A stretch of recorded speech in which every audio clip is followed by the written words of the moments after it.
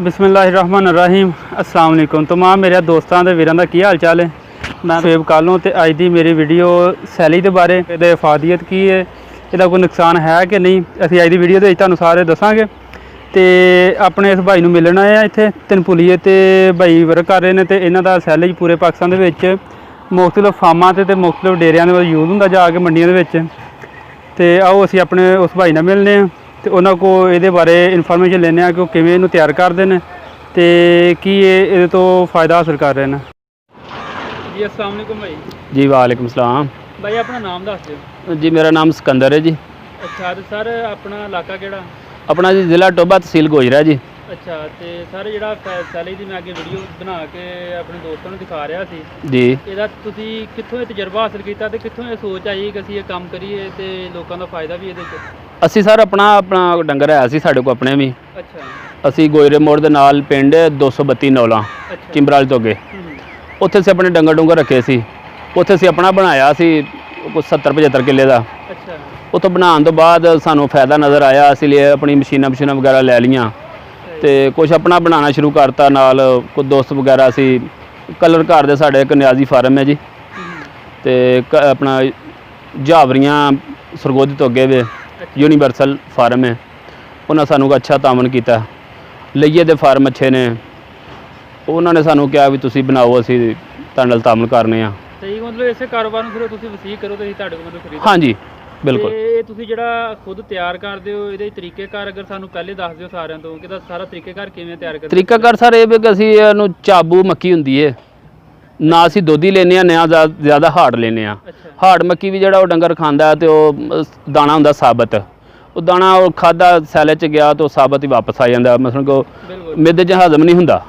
ਸਹੀ ਉਹ ਵਾਪਸ ਆ ਜਾਂਦਾ ਫੋਰਸ ਦੇ ਨਾਲ। ਅੱਛਾ ਤੇ ਅਸੀਂ ਨਾ ਚਾਬੂ ਦਾਣਾ ਲੈਂਦੇ ਹਾਂ ਨਾ ਜ਼ਿਆਦਾ ਹਾਰਡ ਲੈਂਦੇ ਹਾਂ। ਸਹੀ ਅਸੀਂ ਚਾਬੂ ਦਾਣਾ ਲਈਦਾ, ਉਹਦੇ ਵਿੱਚ ਸੈਲੇਜ ਠੀਕ ਬਣ ਜਾਂਦਾ।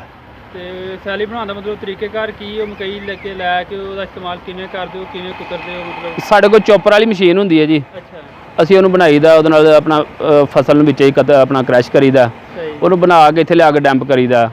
ਉਹਨੂੰ ਤਕਰੀਬਨ ਅਸੀਂ 2 ਟਰੈਕਟਰ ਹੁੰਦੇ ਨੇ ਸਾਡੇ ਕੋਲ, ਉਹ ਟਰੈਕਟਰਾਂ ਦੇ ਨਾਲ ਅਸੀਂ ਲਤਾੜ ਕਰੀਦਾ। ਸਾਹਮਣੇ ਡੈਂਪਰ ਆਪਣਾ ਨਜ਼ਰ ਆ ਰਹੇ ਨੇ, ਉਹਦੇ ਵਿੱਚ ਅਸੀਂ ਉਹਨੂੰ ਡੈਂਪ ਕਰੀਦਾ। ਡੈਂਪ ਕਰਨ ਦੇ ਨਾਲ ਅਸੀਂ ਸੈਲੇਜ ਵਾਲੀ ਆਪਣਾ ਇੱਕ ਹੁੰਦੀ ਸਪਰੇਅ, ਇਹ ਮੈਂ ਤੁਹਾਨੂੰ ਦਿਖਾਉਣਾ ਜੀ ਸਪਰੇਅ ਵੀ।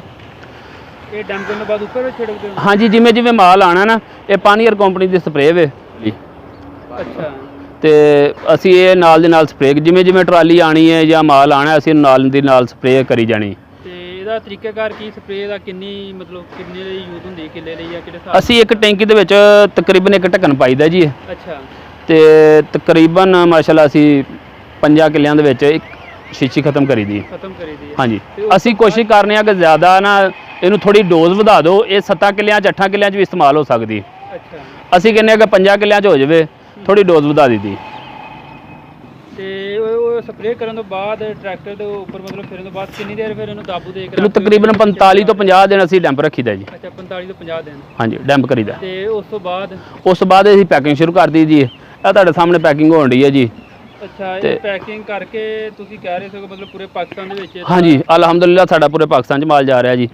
ਪਸ਼ਾਵਰ, ਟੋਪੀ, ਸਵਾਬੀ, ਜੰਗੀਰਾ, ਮਰਦਾਨ, ਟਾਂਕ, ਜੰਡੋਲਾ ਵਗੈਰਾ, ਆਪਣਾ ਰਸਮੇਲ ਖਾਮ ਆਪਣੀਆਂ ਨੇ ਜਿਹੜੀਆਂ ਲੈ ਕੇ ਜਾਂਦੇ? ਨਹੀਂ ਜੀ, ਅਸੀਂ ਕਿਰਾਏ ਤੇ ਗੱਡੀਆਂ ਲਈ ਦੀਆਂ ਨੇ। ਅਗਲੇ ਫਾਰਮਰ ਤੁਹਾਨੂੰ ਕਹਿੰਦੇ ਨੇ ਕਿ ਤੁਸੀਂ ਇੰਨਾ ਮਾਲ ਸਾਡਾ ਬੁੱਕ ਕਰ ਦਿਓ। ਅੱਛਾ ਸਾਡਾ ਆਪਣਾ ਇੱਕ ਨਾਮ ਹੈ ਜੀ, BM ਸੈਲੇਜ ਦੇ ਨਾਂ ਤੋਂ ਸਾਡਾ ਕੰਮ ਚੱਲਦਾ ਜੀ। ਅੱਛਾ BM ਸੈਲੇਜ? BM ਸੈਲੇਜ ਜ਼ਬਰਦਸਤ ਹੋ ਗਿਆ। ਹਾਂਜੀ ਤੇ ਸਾਡੇ ਚੀਫ ਐਗਜ਼ੈਕਟਿਵ ਨੇ ਜੋਰੀ ਗੁਲਾਮ ਦਸਤਗੀਰ ਸਾਹਿਬ, ਅੱਛਾ ਮੀਆਂ ਅਰਸ਼ਦ ਸਾਹਿਬ, ਸਹੀ, ਤੇ ਉਹਨਾਂ ਦੇ ਨਾਂ ਦਾ ਇੱਕ ਆਪਣਾ ਸਾਡਾ ਇੱਕ ਪੇਜ ਬਣਿਆ BM ਸੈਲੇਜ ਦੇ ਨਾਂ ਦਾ। ਸਹੀ, ਤੇ ਉਹ ਹੀ ਸਾਰਾ ਅਸੀਂ ਚੱਲਦਾ ਜੀ, ਫੇਸਬੁੱਕ ਵਗੈਰਾ ਆਪਣਾ ਪੇਜ ਬਣਿਆ। ਸਹੀ। ਤੇ ਜਿਹੜਾ ਤੁਸੀਂ ਪੂਰੇ ਪਾਕਿਸਤਾਨ 'ਚ ਪਹੁੰਚਾਉਂਦੇ ਹੋ, ਸਾਰਾ ਖਰਚਾ ਐਸਟੀਮੇਟ ਮਜ਼ਦੂਰਾਂ ਦਾ ਸਾਰਾ ਕੱਢ ਕਢਾ ਕੇ ਤੁਹਾਨੂੰ ਮਤਲਬ ਕਿੰਨੇ ਕੁ % ਬਚਤ ਆ ਜਾਂਦੀ ਹੈ ਕਿ ਆਪਣਾ ਰੋਜ਼ਗਾਰ ਵੀ ਤੁਹਾਡਾ ਚੱਲਿਆ, ਚਲੋ ਅਗਲੇ ਬੰਦਿਆਂ ਦਾ ਵੀ ਫਾਇਦਾ? ਸਰ ਇਹ ਤੇ ਮੱਕੀ ਤੇ ਮੰਡੀ ਦੀ ਡਿਪੈਂਡ ਕਰਦੀ ਹੈ ਕਿ ਮੰਡੀ ਦਾ ਰੇਟ ਕੀ ਹੈ। ਮੰਡੀ ਐਤਕਾਂ ਸ਼ੁਰੂ ਦੇ ਵਿੱਚ ਬਹੁਤ ਤੇਜ਼ ਸੀ, ਅਸੀਂ 200 ਰੁਪਏ ਨੂੰ ਕਿੱਲਾ ਵੀ ਲਈ ਮੱਕੀ। ਅੱਛਾ। ਤੇ ਇਸ ਹਿਸਾਬ ਨਾਲ ਵੀ ਜਿਵੇਂ ਮੱਕੀ ਅਸੀਂ ਮੰਡੀ ਦੇ ਨਾਲ ਚੱਲਣਾ ਹੁੰਦਾ ਜੀ। ਮੰਡੀ ਤੇਜ਼ ਹੈ ਤਾਂ ਸਾਡਾ ਵੀ ਰੇਟ ਤੇਜ਼ ਹੋ ਜਾਂਦਾ ਆਟੋਮੈਟਿਕ। ਜੇ ਮੰਡੀ ਮੱਕੀ ਜ਼ਿਆਦਾ ਵਿਕਣ ਡਈ ਹੈ, ਤੇਜ਼ ਹੈ, ਤੇ ਉਹ ਜ਼ਿਮੀਦਾਰ ਵੀ ਕਹਿੰਦਾ ਕਿ ਮੈਂ ਵੀ ਰੇਟ ਜ਼ਿਆਦਾ ਲੈਣਾ। ਤੇ ਮਤਲਬ ਤੁਹਾਡਾ ਰੇਟ ਫਿਕਸ ਨਹੀਂ ਹੈ ਮਤਲਬ ਮੱਕੀ? ਨਹੀਂ ਜੀ, ਅਸੀਂ ਮੰਡੀ ਦੇ ਹਿਸਾਬ ਨਾਲ ਚੱਲਣਾ ਜੀ। ਸਹੀ ਅਗਰ ਮੰਡੀ ਹੁਣ ਐਤਕਾਂ 1500 ਤੱਕ ਵੀ ਰੇਟ ਗਿਆ ਜੀ, ਅਸੀਂ ਮੱਕੀ ਲਈਏ 200 ਹਿਸਾਬ ਨਾਲ ਮੰਨ ਨਾਲ ਵੀ, ਸਹੀ ਤੇ ਉਹ 200 ਨਾਲ ਜੇ ਲਈਏ ਤੇ ਅਸੀਂ ਜ਼ਾਰੀ ਗੱਲ ਹੈ ਕਿ 200 ਦੇ ਵਿੱਚ ਮਜ਼ਦੂਰੀ ਖਰਚਾ ਵਗੈਰਾ ਸਭ ਕੁਝ ਕੱਢਣਾ ਤੇ ਫੇਰ ਹੀ ਅਸੀਂ ਕਰਨਾ ਜੀ। ਬਿਲਕੁਲ ਜੀ। ਤੇ ਤੁਹਾਨੂੰ ਮਤਲਬ ਇੱਕ ਕਿੱਲੇ ਪਿੱਛੇ ਜਾਂ ਮਤਲਬ ਮੁਰੱਬੇ ਦਾ ਜਾਂ ਅੱਧੇ ਮੁਰੱਬੇ ਦਾ ਜਿੰਨਾ ਵੀ ਤੁਸੀਂ ਮਕਈ ਵਗੈਰਾ ਖਰੀਦ ਕੇ ਤਿਆਰ ਕਰਦੇ ਹੋ, ਉਹਦੀ ਤੁਹਾਨੂੰ ਮਤਲਬ ਕਿੰਨੇ ਕੁ % ਬਚ ਜਾਂਦੇ ਨੇ ਪੈਸੇ ਕਿ ਆਪਣਾ ਰੋਜ਼ਗਾਰ ਸਹੀ ਚੱਲ ਰਿਹਾ? ਸਰ ਜੀ ਅਸੀਂ ਨਾ ਚਵਾਨੀਆਂ ਦੇ ਵਿੱਚ ਆ ਜੰਨੇ ਆ, ਅੱਛਾ, ਰੁਪਈਆਂ 'ਚ ਸ਼ੁਰੂ ਕਰਨੇ ਆ, ਅਸੀਂ ਚਵਾਨੀਆਂ 'ਚ ਆ ਜੰਨੇ ਆ। ਮਤਲਬ ਕੁਝ ਨਾ ਕੁਝ ਫਾਇਦਾ ਹੋ ਰਿਹਾ ਨਾ? हाँ जी, शुक्र अलहमदुल्ला कुछ ना कुछ बचता है, लेकिन ये नहीं कि भी बहुत वड्डी प्रॉफिट है। ਅਸੀਂ ਆਪਣਾ ਕੰਮ ਸ਼ੁਰੂ ਆਪਣਾ ਕੀਤਾ ਸੀ, ਲੇਕਿਨ ਇਹਨੂੰ ਆਹ ਜ਼ਿਆਦਾ ਕਰ ਲਿਆ ਕਿ ਚਲੋ ਜਿਹੜੇ ਫਾਰਮਰ ਲੋਕ ਨੇ ਸਾਡੇ ਨਾਲ ਅਟੈਚ ਸਨ, ਉਹਨਾਂ ਦੇ ਨਾਲ ਅਸੀਂ ਅਟੈਚ ਕਰਕੇ ਸ਼ੁਰੂ ਕਰਤਾ। ਇਹ ਸੈਲਰੀ ਦਾ ਅਗਰ ਤੁਹਾਨੂੰ ਫਾਇਦੀਅਤ, ਤੁਹਾਡਾ ਆਪਣਾ ਵੀ ਫਾਰਮ ਤੁਸੀਂ ਦੱਸ ਰਹੇ ਹੋ ਜੀ, ਤੇ ਅਗਰ ਇਹਦੀ ਫਾਇਦੀਅਤ ਦੱਸ ਦਿਓ ਕਿ ਜਾਨਵਰ ਨੂੰ ਦੇਣ ਦੇ ਫਾਇਦੇ ਤੇ ਕੀ ਨੇ? ਜਾਨਵਰ ਨੂੰ ਦੇਣ ਵਾਸਤੇ ਫਾਇਦੇ ਜੀ ਇਹ ਨੇ ਕਿ ਅਗਰ ਕੋਈ ਵੀ ਫਾਰਮਰ ਬੰਦਾ ਹੈ ਜਾਂ ਕੋਈ ਇੱਕ ਦੋ ਡੰਗਰ ਵਾਲਾ ਹੈ, ਉਹ ਤਜਰਬਾ ਕਰ ਸਕਦਾ ਹੈ ਕਿ ਮਸਲਨ ਕਿ ਉਹ ਦੋ ਡੰਗਰ ਨੇ, ਉਹਦੇ ਕੋਲ ਇੱਕ ਡੰਗਰ ਨੂੰ ਸੈਲੇਜ ਪਾ ਲੇ, ਇੱਕ ਨੂੰ ਪੱਠੇ ਪਾ ਲੇ, ਵੰਡਾ ਪਾ ਲੇ, ਉਹ ਮਹੀਨੇ ਬਾਅਦ ਉਹਦਾ ਤਜਰਬਾ ਉਹ ਆਪ ਕਰ ਸਕਦਾ। ਤੇ ਸੈਲੇਜ ਦੇ ਵਿੱਚ ਦੁੱਧ ਦੀ ਪੈਦਾਵਾਰ ਵੱਧਦੀ ਹੈ, ਗੋਸ਼ਤ ਦੀ ਵੱਧਦੀ ਹੈ ਜਾਂ ਗੋਸ਼ਤ ਦੀ ਵੀ ਪੈਦਾਵਾਰ ਵੱਧਦੀ ਹੈ ਤੇ ਦੁੱਧ ਦੀ ਵੱਧਦੀ ਹੈ ਜੀ। ਅੱਛਾ, ਤੇ ਮਤਲਬ ਪਰਫੈਕਟ ਆ ਇੱਕ ਡੰਗਰ ਲਈ ਕਿੰਨਾ ਬੰਦਾ ਵੰਡਾ ਪਾ ਲੈਂਦਾ?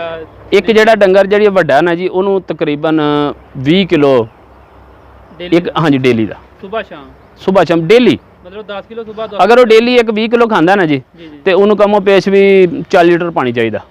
ਬਿਲਕੁਲ, ਉਹਨੂੰ ਦੁੱਗਣਾ ਪਾਣੀ ਚਾਹੀਦਾ, ਮਤਲਬ ਪਾਣੀ 24 ਘੰਟੇ ਫਿਰ ਉਹਦੇ ਪਾਣੀ ਉਹਦੇ ਮੌਜੂਦ ਹੋਣਾ ਚਾਹੀਦਾ ਜੀ।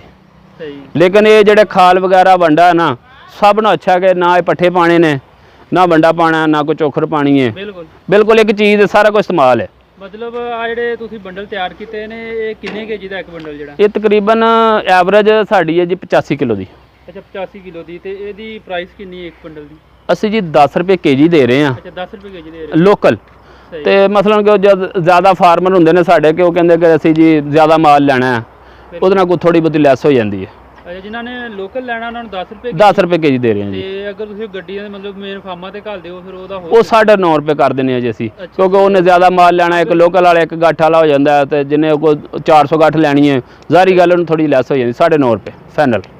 ਬਿਲਕੁਲ ਸਹੀ ਹੋ ਗਿਆ ਜੀ। ਤੇ ਬਾਕੀ ਇਹਦੀ ਜਿਹੜੀ ਇਫਾਦੀਅਤ ਗੋਸ਼ਤ ਦੀ ਸੀ, ਦੁੱਧ ਦੀ ਹੈ, ਉਸ ਤੋਂ ਇਲਾਵਾ ਬਿਮਾਰੀਆਂ ਤੋਂ ਵੀ ਸੁਣਿਆ ਸਰਦੀਆਂ ਦੇ ਵਿੱਚ ਅਗਰ ਖਿਲਾਈਏ ਸੈਲੇਜ ਤੇ ਉਹਦਾ ਵੀ ਜ਼ਿਆਦਾ ਫਾਇਦਾ, ਅਗਰ ਪਾਣੀ ਬਹੁਤ ਜ਼ਿਆਦਾ ਸਰਦੀਆਂ ਨੂੰ ਬਹੁਤ ਜ਼ਿਆਦਾ ਫਾਇਦਾ, ਬਹੁਤ ਜ਼ਿਆਦਾ ਫਾਇਦਾ।